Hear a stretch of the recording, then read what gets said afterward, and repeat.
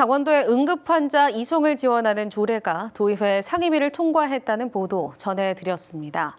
그런데 해당 조례를 공동 발의해놓고 심의 과정에서는 문제를 지적한 의원들이 있습니다. 선뜻 이해되지는 않는 일인데 어찌된 일인지 백승호 기자가 보도합니다. 강원도 응급환자 이송 지원 조례안입니다. 응급환자를 다른 지역 종합병원으로 이송해야 할 때 민간 응급 차량의 이송 비용을 지자체가 지원하자는 내용을 담고 있습니다. 도의회 이지영 의원이 대표 발의했습니다. 고성군 주민들의 경우 대다수 응급 환자들이 강릉 아산병원으로 전원 조치가 되는데 이 경우 환자는 이동 거리에 따라 구급차 이송비 15만 원가량을 내야 되는 구조입니다. 강원도는 환자들의 부담을 덜어준다며 이 조례를 제정하는 게 적절하다는 의견을 냈습니다.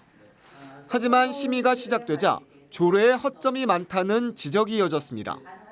집에서 의료인이나 종합병원을 갈 때는 지원 안 해주고. 현재는 여기 조례상으로는 그 형평성에 맞지 않는 거 아닌가? 그러니까 그런 것들은 어떻게 할 것인가 그것도 좀 연구를 해봐야지. 이미 비슷한 조례가 제정돼 있다며 차라리 그 조례와 합치는 게 어떻겠냐는 의견도 나왔습니다.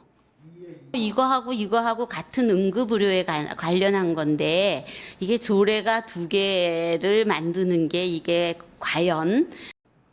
그런데 문제를 지적한 두 의원 모두 해당 조례 공동 발의자로 이름이 올려져 있습니다.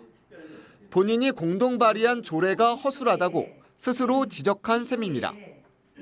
사실 이 조례가 저도 공동 발의자로 들어가 있습니다. 이 조례안 내용은 참 좋은데 저도 뭐 공동 발의자네 보니까. 근데 이런 것들이 좀 부족한 것 같아요, 도에서. 강원도 의회에서 의원이 조례를 발의하려면 최소 10명 이상 의원 동의를 얻어야 합니다. 이 중에 뜻을 같이 하면 공동 발의자로, 조례 제정 찬성 입장이면 찬성자로 이름을 올립니다.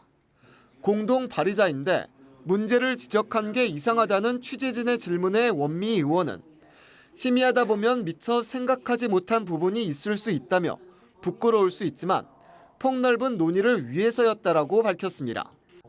하지만 정작 해당 조례는 띄어쓰기 등만 바뀌고 도의회 상임위를 통과했습니다. 지난해 11월 춘천시 의회에서도 조례를 공동 발의해놓고 표결이 붙자 조례 제정을 반대한 의원이 4명 있었습니다. 조례는 지역 주민들의 삶과 밀접한 자치 법규입니다.